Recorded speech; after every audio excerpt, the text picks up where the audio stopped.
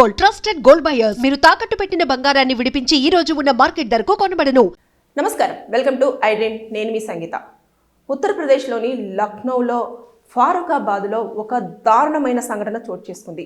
33 సంవత్సరాల యువతి, పెళ్ళైన ఆవిడ ఒంటి నిండా మంట పెట్టుకొని బైక్ డ్రైవ్ చేస్తూ హాస్పిటల్కి వెళ్ళి ఇలా కాలిపోతున్నానని చూపించుకోవడం జరిగింది. అసలు ఈ సంఘటన ఎందుకు జరిగింది, అసలు తను ఒంటి నిండా నిప్పులతో ఎందుకు హాస్పిటల్కి వెళ్ళాల్సి వచ్చింది అనే దానిపైన మనం ఒక్కసారి మాట్లాడుకుంటే, ఆగస్టు 3వ తేదీన ఈ అమ్మాయి బైక్ పైన తనకు హెల్త్ కండిషన్ బాగాలేకపోవడంతో హాస్పిటల్కి బయలుదేరింది. ఈ అమ్మాయి పేరు నిషా సింగ్. ఈవిడకు పెళ్ళి అయిపోయింది. భర్త కూడా ప్రైవేట్ ఎంప్లాయీ, ఒక వేరే ప్లేస్లో, వీళ్ళు ఉంటున్న ప్లేస్లో కాకుండా వేరే ప్లేస్లో తను ఉద్యోగం చేస్తూ ఉన్నాడు. ఈ అమ్మాయికి ఒక పాప, బాబు కూడా ఉండడం జరిగింది. ఇంకా వాళ్ళు చాలా హ్యాపీగా లైఫ్ అనేది లీడ్ చేస్తూ ఉన్నారు. చేస్తున్న టైంలో ఈ అమ్మాయిని ఒక 2 నెలల నుంచి ఒక అబ్బాయి, దీపక్ అనే వ్యక్తి, చాలా అరాస్ చేస్తూ ఉన్నాడు. నాతో మాట్లాడు, నన్ను ప్రేమించు, మన ఇద్దరం కలిసి జీవిద్దాము, మీ భర్తను వదిలేయి అని చెప్పేసి ఇలాంటివన్నీ చెప్తూ ఆమె మీద ఎక్కువగా ఇంట్రెస్ట్ చూపించడము, ఇలాంటివి చేసి అమ్మాయి ఎక్కడికి వెళ్తే అక్కడికి వెళ్ళడము, ఆవిడతో మాట్లాడాలన్న ప్రయత్నం చేయడము, ఇవన్నీ చేస్తూ వస్తూ ఉన్నాడు. ఎప్పుడైతే ఆవిడ కొంచెం హెల్త్ కండిషన్ బాగాలేదు, హాస్పిటల్కి వెళ్దాము అని చెప్పేసి అన్న టైంలో వెళ్తున్న దాన్ని గ్రహించి అతను ఆవిడతో ఫాలో అయిపోయి వాళ్ళ ఫ్రెండ్స్ని పిలిచి బండిని మధ్యలో ఆపేసి, నువ్వు నాతో మాట్లాడు, ఎందుకు మాట్లాడట్లేదు, నాతో పట్టించుకోవట్లేదు, నాకు నువ్వంటే చాలా ఇష్టం, నువ్వు నాతోనే ఉండాలి అని చెప్పేసి బలవంతం చేస్తూ ఉంటే ఆవిడ వినకుండా గట్టిగా కేకలు పెడుతూ ఉంటే, అంటే ఇక వెళ్ళిపోండి మీరు, ఎవరు ఏంటిది అని చెప్పేసి ఇంకా మాట్లాడుతూ ఉంటే ఏం చేశారు, వాళ్ళ వెంట తీసుకొచ్చుకున్న పెట్రోల్ తీసి ఆవిడ పైన చల్లి నిప్పంటించేశారు. అయినా సరే ఆమె భయపడకుండా ఎలాగైనా సరే వాళ్ళ దగ్గర నుంచి తప్పించుకోవాలి అని చెప్పేసి ఆ బైక్ మీద అలాగే కంటిన్యూ, ఏదైతే హాస్పిటల్కి వెళ్తుందో అక్కడికి వెళ్ళిపోవడం జరిగింది. కానీ ఆవిడ హాస్పిటల్కి వెళ్ళే వరకు ఆమె ఒంటి మీద నిప్పు ఉంది కదా, మొత్తం 80% అనేది కాలిపోవడం జరిగింది. దాదాపు 1 నెల రోజుల పాటు హాస్పిటల్లో చికిత్స పొందుతూ నిన్న సెప్టెంబర్ 9వ తేదీన ఆవిడ మరణించడం జరిగింది. కానీ ఎప్పుడైతే దీపక్ అరాస్ చేస్తున్నాడు, ఇబ్బంది పెడుతున్నాడు అన్న విషయాన్ని భర్తకు చెప్పలేదు. కానీ తండ్రికి మాత్రం ఈ అబ్బాయి నన్ను వేధిస్తున్నాడు నాన్న, నన్ను ఇలా ఇబ్బంది పెడుతున్నాడు అని అంటే, సరే నీకు భర్త ఉన్నాడు, 2 పిల్లలు ఉన్నారు, అసలు పట్టించుకోకు, నీ మాన నన్ను ఉండు అని చెప్పేసి తండ్రి చూసిస్తూ రావడం జరిగింది. కానీ ఆ అమ్మాయి చేసిన మిస్టేక్ ఏంటనంటే, ఒకటి, వెంటనే పోలీసులకు నన్ను ఇలా అరెస్ట్ చేస్తున్నారు అని చెప్పేసి కనుక కంప్లైంట్ ఇస్తే బాగుండేదేమో. అంటే చూస్తున్నారు కదా, ఈ రోజుల్లో ఇల్లీగల్ అఫైర్స్ ఎక్కువైపోయి ఇటు భర్తలను చంపేస్తున్నారు, అదేవిధంగా భార్యలను చంపేస్తున్నారు. కానీ ఇక్కడ ఎలాంటి తప్పు చేయకుండానే ఆవిడ శిక్ష అనుభవించాల్సి వచ్చింది.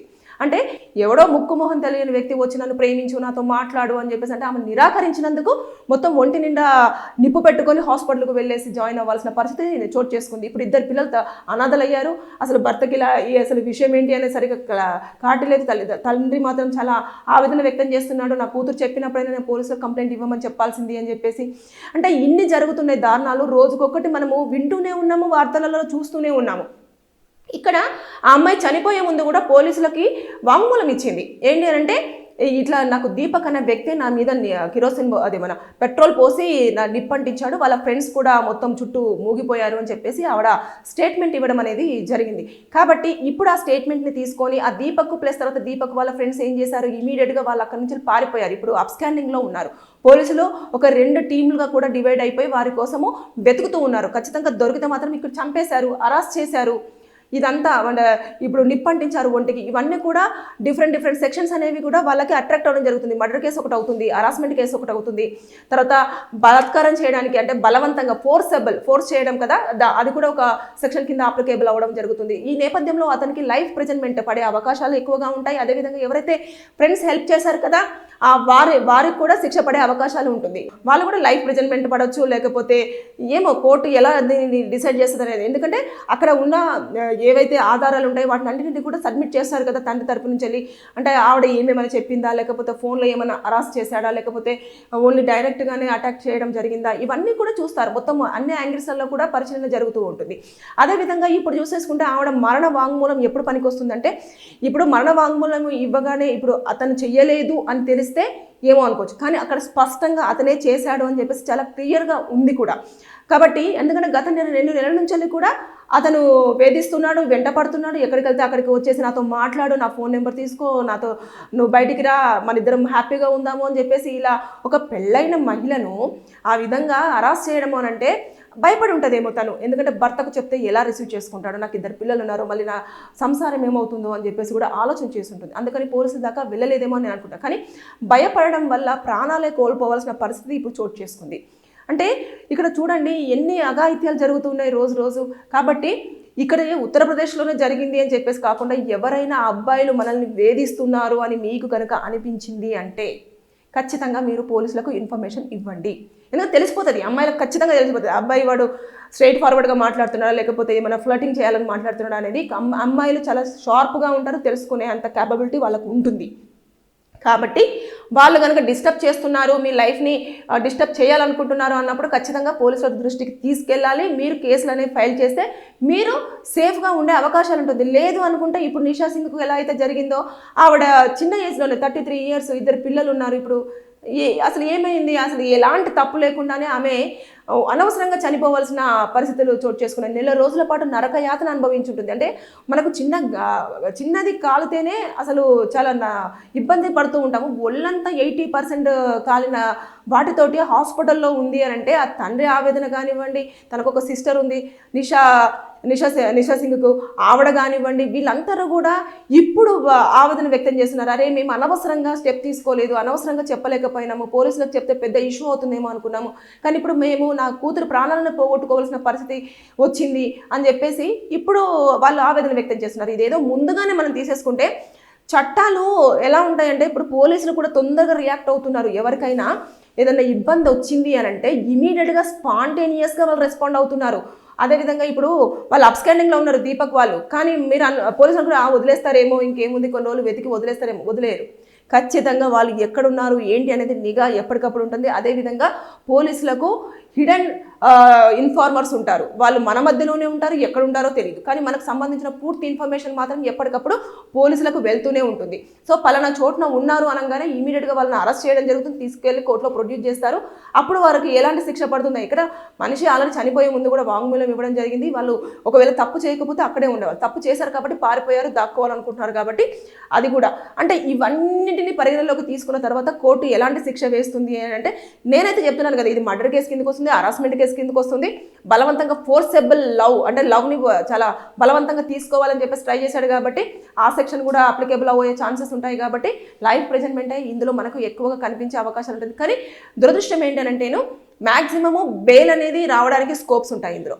సో బెయిల్ రాకుండా ఉండేటట్టుగా అయితే యాజ్ ఏ అడ్వకేట్గా నేను కోరుకుంటున్నాను. ఏ అడ్వకేట్ కూడా ఇలాంటి కేసులలో అంటే అమ్మాయి నిప్పంటించుకొని మరి ప్రాణాలు కాపాడుకోవడం కోసం హాస్పిటల్ దాకా వెళ్ళింది అన్నప్పుడు అక్కడే నాకు అసలు అది చాలా డైజెస్ట్ చేసుకోలేకపోయాను. అంత ఇదిలో కూడా ఆవిడ బ్రతకాలన్న ఆశ చూసారా. కానీ ఏదేమైనా సరే కానీ ప్రాణాలు అయితే 1 నెల రోజుల పాటు ప్రాణాలతో ఫైట్ చేసి చనిపోవడం జరిగింది. ఏదేమైనా సరే మనకి ఏదైనా చిన్న ప్రాబ్లం ఉంది అనుకున్నప్పుడు ఖచ్చితంగా పోలీసులను అప్రోచ్ అవ్వండి.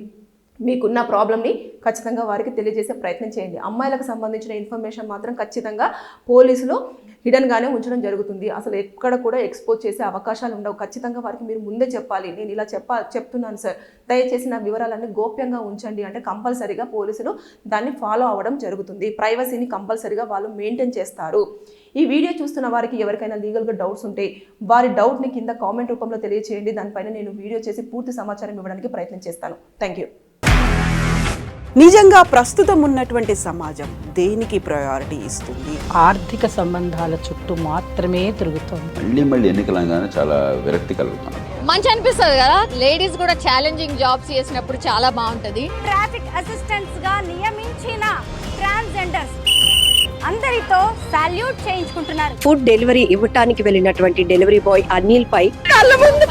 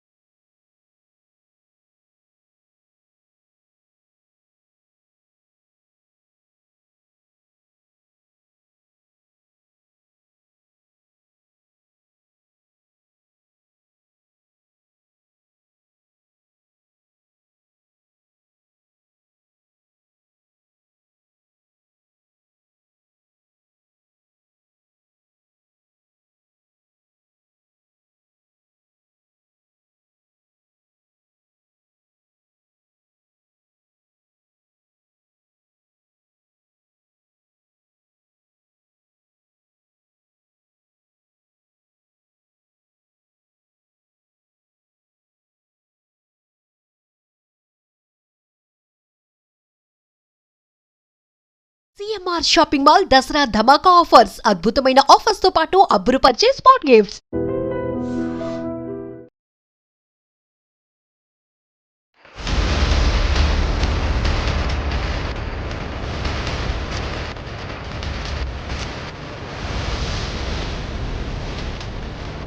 నమస్కారం, వెల్కమ్ టు ఐడ్రీమ్. నేను మీ సంగీత.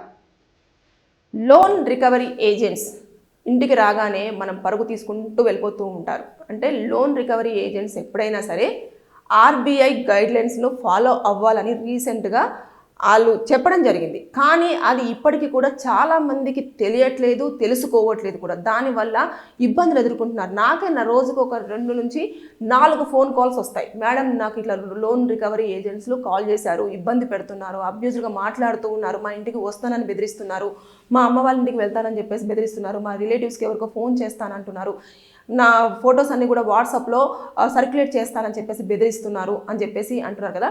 ఇవన్నీ కూడా చెయ్యొద్దు అని చెప్పేసి ఆర్బీఐ గైడ్లైన్స్ అనేవి ఇవ్వడం జరిగింది. ఇది మీకు ఇప్పటి వరకు తెలిసినా తెలియకపోయినా కూడా తెలిసిన వాళ్ళైతే ఓకే, తెలియని వాళ్ళు కంపల్సరిగా ఈ వీడియోని వాళ్ళకి ఫార్వర్డ్ చేయండి. లోన్ రికవరీ ఏజెంట్స్ మీకు కనుక కాల్ చేస్తే భయపడాల్సినంత అవసరం లేదు. అదేవిధంగా మీరు ఎక్కడో దాక్కోనవసరం కూడా లేనే లేదు. వారికి కొన్ని రూల్స్ ఏమని పెట్టారు అంటే ఆర్బీఐ, ఎప్పుడైతే లోన్ రికవరీ ఏజెంట్స్ ఉంటారో వారు నిర్ణీత టైంలోనే కాల్ చేయాల్సి ఉంటుంది. ఉదయం 10 గంటల నుంచి సాయంత్రం 6 గంటల వరకు మాత్రమే వారు కాల్ చేయాలి, ఎవరైతే లోన్ కట్టాలో వాళ్ళు. అదేవిధంగా పదే కూడా కాల్ చేసి వారిని ఇబ్బంది పెట్టకూడదు. దాంతోపాటు వారు ఇంటికి వితౌట్ ఇంటిమేషన్ వాళ్ళు ఇంటికి వచ్చి ఇంట్లో కూర్చొని ఫ్యామిలీ మెంబర్స్ తోటి దురుసుగా బిహేవ్ చేయడానికి కూడా వాళ్ళకు ఎలాంటి రైట్స్ లేవు. అంతేకాకుండా ఎప్పుడైతే ఫోన్ లిఫ్ట్ చేసిన తర్వాత ఇమీడియట్గా అబ్యూజివ్ లాంగ్వేజ్తో వారు కనుక మిమ్మల్ని తిట్టాలన్న ప్రయత్నం చేశారు అని అంటే అది వాళ్ళకు అలాంటి తిట్టే అధికారం కూడా లేదు. చాలా సాఫ్ట్గానే మాట్లాడాలి అని చెప్పేసి ఆర్బీఐ చాలా క్లియర్గా మెన్షన్ చేయడం జరిగింది. సో లోన్ రికవరీ ఏజెంట్స్ మిమ్మల్ని థ్రెటనింగ్ చేసినా, ఇంటికి వచ్చేసి మీ పరువు తీయాలని ప్రయత్నం చేసినా కూడా మీరు దానికి భయపడాల్సినంత అవసరం లేదు. వాళ్ళకి అసలు రైట్సే లేవు. ఒకవేళ కనుక మీరు లోన్ కట్టలేని సిచ్యువేషన్లో ఉన్నప్పుడు కంపల్సరిగా ఆ బ్యాంకుకు వెళ్ళి మీరు టైం తీసుకోండి. కంపల్సరిగా ఎలా అంటే, నేను ఈ పలానా టైంలో కట్టలేకపోతున్నాను, నా ఆర్థిక పరిస్థితి ఈ విధంగా ఉండడం జరిగింది, సో నేను ఇన్ని రోజులలో నేను ఈ ఒక పలానా 3 నెలలో లేదంటే 6 నెలల వరకు మీరు మేము కట్టలేము, దాని తర్వాత మేము కంటిన్యూగా కడతాము అని చెప్పేసి పర్మిషన్ తెచ్చుకోండి. పర్మిషన్ తెచ్చుకున్న తర్వాత వాళ్ళు పర్మిషన్ ఇస్తారు కంపల్సరిగా. ఎందుకంటే మనం వెళ్ళి రిక్వెస్టింగ్ చేసేస్తే కంపల్సరిగా మీరు బ్యాంకు వాళ్ళు స్వయంగా బ్యాంక్ వాళ్ళు థర్డ్ పార్టీ వాళ్ళ దగ్గరికి వెళ్ళొద్దండి. థర్డ్ పార్టీ వాళ్ళు ఎప్పుడు కూడా వినరు. ఎందుకంటే బ్యాంకు వాళ్ళు థర్డ్ పార్టీ వాళ్ళని హైర్ చేసుకుంటారు కాబట్టి బ్యాంకు వాళ్ళు చెప్పినట్టు మాత్రమే వీళ్ళు వింటారు, కానీ మనం చెప్పినట్టు వీళ్ళు అసలు వినే ఛాన్స్ లేదు. కాబట్టి మీరు డైరెక్ట్ ఏ బ్యాంకులో తీసుకుంటారో, కొంతమంది ఆన్లైన్లో తీసుకుంటూ ఉంటారు. అవి ఎక్కడుంటే బెంగళూరు కానివ్వండి, లేదంటే అటు కేరళ కానివ్వండి, ఇలాంటి చెన్నైలో కానివ్వండి, ఇలా వాళ్ళ బ్రాంచెస్ ఉంటాయి, మెయిన్ బ్రాంచెస్ అక్కడ ఉంటాయి. మీరు డైరెక్ట్ ఒక రోజు మీది కాదనుకొని అక్కడికే వెళ్ళేసి మీరు ఒక రిక్వెస్టింగ్ లెటర్ అనేది పెట్టుకోండి. నేను లోన్ కట్టలేని సిచ్యువేషన్లో ఉన్నాను, నాకు కాల్స్ అనేవి ఇంత దారుణంగా చేస్తున్నారు, ఇష్టం వచ్చినట్టుగా తిడుతున్నారు, దయచేసి నాకు టైం ఇవ్వండి అని చెప్పేసి మీరు రిక్వెస్ట్ పెట్టుకునే అవకాశం మీకు ఉంది. అదేవిధంగా లేదు నేను కట్టలేను, ఇంకా నా సిచ్యువేషన్ చాలా దారుణంగా ఉంది, నా ఆర్థిక పరిస్థితి అస్సలు బాగాలేదు అని చెప్పేసి అనుకున్నప్పుడు మీరు సెటిల్మెంట్ చేసుకోవచ్చు. ఒక 2 లక్షలు తీసుకున్నారు అనుకోండి, 2 లక్షలలో నేను ఇంతవరకు ఒక 1,00,000 రూపాయల వరకు నేను పే చేయగలను అని అన్నప్పుడు మీరు ఇదివరకు కట్టిన ఏదైతే లోనుకు సంబంధించిన ఈఎంఐలు ఉంటాయో వాటికి సంబంధించిన డేటా అంతా తీసుకువెళ్ళి వాళ్ళ ముందు కూర్చొని, నేను ఇంత కట్టేశానండి, ఇక మీద నేను కట్టలేని సిచ్యువేషన్లో ఉన్నాను, నాకు సెటిల్మెంట్ చేయండి, నేను ఒకే టైం నేను ఇంత అమౌంట్ పే చేసి నేను లోన్ అంతా కూడా క్లోజ్ చేసుకోవాలనుకుంటున్నాను అని చెప్పేసి మీరు రిక్వెస్ట్ పెట్టుకోండి. ఒకవేళ వాళ్ళు ఆ టైంలో కూడా వినని పక్షంలో మీరు కోర్టు నుంచి వెళ్ళి వాళ్ళకి ఒక నోటీస్ పంపించడానికి అన్ని రకాల రైట్స్ మీకు ఉంటాయి. అదేంటంటేను మనము పర్మిషన్ ఫస్ట్ వీళ్ళ దగ్గర పర్మిషన్ మనం అడగాలి. ఎందుకంటే ఇమీడియట్గా మనం నోటీస్ పంపించడానికి కూడా ఉండదు. నాకు టైం కావాలి అన్నప్పుడు వాళ్ళు మీకు కాల్స్ చేయడం కానివ్వండి, తర్వాత మిమ్మల్ని లోన్ అడగడం కానివ్వండి, ఇవంతా కూడా ఆపేస్తారు మీరు ఎప్పుడైతే కోర్టు నుంచి నోటీస్ పంపిస్తారో అప్పుడు. అంతేకాని ఇలాంటి ఆర్బీఐ ఇచ్చిన ఏవైతే గైడ్ లైన్స్ ఉన్నాయో అవి కూడా మీరు ఎవరు కూడా పట్టించుకోకుండా ఇప్పటికీ లోన్ రికవరీ ఏజెంట్స్ కాల్ చేయంగానే భయపడుతూ ఫోన్లు స్విచ్ ఆఫ్ చేసుకోవడం, ఎక్కడికో వెళ్ళిపోవడము, ఇవన్నీ చేస్తూ ఉన్నారు. దానివల్ల ఇంట్లో ఉన్న వాళ్ళు ఇబ్బంది పడాల్సిన పరిస్థితి వస్తుంది. మీకు కనుక మీ పరువు కనుక తీసేశారంటే డెఫమేషన్ కేసు వాళ్ళ మీద వేయడానికి మీకు అన్ని రకాల రైట్స్ ఉంటాయి. అంటే పరువు నష్టం దావా, ఆ పరువు నష్టం దావా అనేది మనం వేసుకోవడానికి ఎలిజిబిలిటీ ఉన్నప్పుడు మీరు భయపడాల్సిన అవసరం లేదు. డైరెక్ట్ రిజర్వ్ బ్యాంక్ ఆఫ్ ఇండియానే మనకు పర్మిషన్ ఇచ్చింది. లోన్ రికవరీ ఏజెంట్స్ అనే వాళ్ళు ఈ లోన్ తీసుకున్న వారిని ఇబ్బంది పెట్టొద్దు, వారికి వెసులుబాటును పట్టేసి వాళ్ళు లోన్ అనేది కట్టడం జరుగుతుంది. వారు పర్మిషన్ తీసుకోవాల్సి ఉంటుంది. అంతే తప్పించి అంటే మీరు ఏదైతే లోన్ కట్టారో ఇప్పటి వరకు అవన్నీ కూడా ఖచ్చితంగా క్లియర్గా ఉండాలి. కొంతమంది ప్రైవేట్ దాంట్లో తీసుకుంటారు, ప్రైవేట్ లోన్ కంపెనీస్లలో లోన్ తీసుకుంటుంటారు. వాళ్ళు అసలు మన మాట సస్సే మీరు వినని కూడా వినరు. అదేవిధంగా ఇంట్రెస్ట్ రేట్ కూడా చాలా ఎక్కువగా వేస్తూ ఉంటారు. అంటే మామూలుగా అయితే ఇంట్రెస్ట్ రేట్ చాలా తక్కువగా ఉంటేనే బెటర్, కానీ ఇంట్రెస్ట్ రేట్ అనేది వాళ్ళకి నచ్చినంత వేస్తారు. అంటే డబుల్ అవుతూ ఉంటుంది. ఈ మంత్ మీరు కట్టలేదు అంటే ఒక 5,000 పడుతుంది, మళ్ళీ నెక్స్ట్ మంత్ ఈ 5,000 ప్లస్ తర్వాత ఇంకొక 5,000, మొత్తం కలిపి 10,000 పడుతూ వస్తుంది. అంటే వాళ్ళ టర్మ్స్ అండ్ కండిషన్స్ చాలా డిఫరెంట్గా ఉంటాయి. అది చూడరు, ఎందుకంటే మనకు అవసరం ఉంది కాబట్టి ఇమీడియట్గా మనం లోన్ తీసుకోవాలని చెప్పేసి తీసుకునేంత వరకు బాగుంటుంది. తీసుకున్న తర్వాత ఒక్క లోను ఆగిపోయినా ఇంకా అప్పుడు స్టార్ట్ అవుతుంది మీకు టార్చర్. అదే బ్యాంక్స్ అయితే అలా చేయదు. ఒక 3 ఈఎంఐల వరకు వాళ్ళు మిమ్మల్ని టచ్ కూడా చేయరు. 3వ ఈఎంఐ తర్వాత నుంచెల్లే మీరు ఎందుకు కట్టట్లేదు అని చెప్పేసి అప్పుడు టచ్ చేయడం జరుగుతుంది. కాబట్టి లోన్ రికవరీ ఏజెంట్స్కి కొన్ని రూల్స్ అండ్ రెగ్యులేషన్స్ పాటించాల్సిన అవసరం ఉంది. ఒకవేళ వాళ్ళు కనుక మీకు నైట్ పూట కాల్ చేసి ఇబ్బంది పెట్టినట్టయితే మీరు ఖచ్చితంగా దగ్గరలోని పోలీస్ స్టేషన్కి వెళ్ళి వీళ్ళు మమ్మల్ని ఇలా అరెస్ట్ చేస్తున్నారండి అని చెప్పేసి మీరు చెప్పే అవకాశం ఉంటుంది. అదేవిధంగా ఒకవేళ అక్కడ మీరు చెప్పలేకపోతే డైరెక్ట్గా ఆర్బీఐ పోర్టల్ ఒకటి ఉంటుంది, దాంట్లో మీరు కంప్లైంట్ రేజ్ చేసేసి పలానా మేము ఇందులో యాప్లో లోన్ తీసుకోవడం జరిగింది, ఆ లోన్ తీసుకున్న తర్వాత వీళ్ళు అరెస్ట్ చేస్తున్నారు, ఇలా ఇబ్బంది పెడుతున్నారు అని చెప్పేసి మీరు ఆ కంప్లైంట్లో పేర్కొనాల్సి ఉంటుంది. అదే అసలు యాక్చువల్గా ఆర్బీఐ గైడ్లైన్స్ని ఫాలో అవుతుందా లేదా, పర్మిషన్ ఉందా లేదా అన్నది కూడా చూసుకుంటుంది. అలా ఉంటేనే మీరు దానికి రెస్పాండ్ అవ్వండి అని కూడా చెప్తుంది. లేదు అనుకుంటే అది అనాథరైజ్డ్ లోన్ రికవరీకి సంబంధించిన వాళ్ళు కాబట్టి మీరు దానికి స్పందించాల్సిన అవసరం లేదు అని కూడా మీకు చెప్పడం జరుగుతుంది. ఇన్ని వెసులుబాట్లు ఉన్నా కూడా ఇప్పటికీ లోన్ రికవరీ ఏజెంట్స్ కాల్ చేయంగానే భయపడి ఇలా చేస్తున్నారు. కొంతమంది అయితే ప్రాణాలు కోల్పోతున్నారు, సూసైడ్ అటెంప్ట్ చేస్తున్నారు. ఫ్యామిలీస్ అన్నీ అన్యాయం అయిపోతున్నాయండి. పిల్లలు, భార్య, కుటుంబం, తల్లిదండ్రులు ఉంటారు. ఒక్కసారి ఆలోచన చేయండి. ఇన్ని వెసులుబాట్లు ఉన్నా కూడా ఇప్పటికీ ఇంకా భయపడే వాళ్ళకి నేను ఈ వీడియో త్రూ చెప్పాలనుకుంటున్నాను. భయపడాల్సినంత అవసరం లేదు. లోన్ రికవరీ ఏజెంట్స్కి కూడా కొన్ని రూల్స్ అండ్ రెగ్యులేషన్స్ ఉన్నాయి. వాళ్ళు చాలా స్మూత్గా, చాలా నీట్గానే మనల్ని ఎవరైతే లోన్స్ కట్టాలో వాళ్ళని హ్యాండిల్ చేయాల్సి ఉంటుంది. రిక్వెస్టింగ్ వేలోనే ఈఎంఐలు వసూలు చేయాలి అని చెప్పేసి చాలా క్లియర్గా మెన్షన్ చేసి ఉంది. కాబట్టి ఎట్టి పరిస్థితుల్లో భయపడాల్సినంత అవసరం అయితే లేదు. అదేవిధంగా ఈ వీడియో చూస్తున్న వారికి ఎవరికైనా లీగల్గా అడ్వైస్ కావాలి అనుకున్నా, లేదంటే లీగల్గా ఏదైనా ప్రాబ్లం ఉన్నా కూడా కింద కామెంట్ రూపంలో తెలియజేయండి. నేను దానిపైన ఆ ప్రాబ్లం పైన నేను ఖచ్చితంగా వీడియో చేసి మీకు పూర్తి సమాచారం అందించడానికి ప్రయత్నం చేస్తాను. Thank you. And for more videos, Please subscribe to iDream. Please subscribe to iDream. Please subscribe iDream. And please subscribe to iDream. For more videos, subscribe to iDream. please like, share and subscribe to the channel. Congratulations, iDream. Subscribe to iDream. Subscribe to iDream. So subscribe to iDream Media. iDream ki iDream team andarki huge congratulations. Please subscribe iDream Media. Please subscribe to iDream. Subscribe iDream. Please subscribe to iDream. iDream అంటే నా కళల ఛానల్ను subscribe చేసుకున్న నోరు తిరుగుతలేదు, మీరైతే గంట గుర్తు కొట్టండి. For more such videos, please subscribe to iDream. Subscribe to iDream. Please subscribe to iDream. Please subscribe iDream Media. Please do subscribe to iDream. Please subscribe to iDream Media. For best entertainment and information, please subscribe iDream. And don't forget to subscribe to iDream.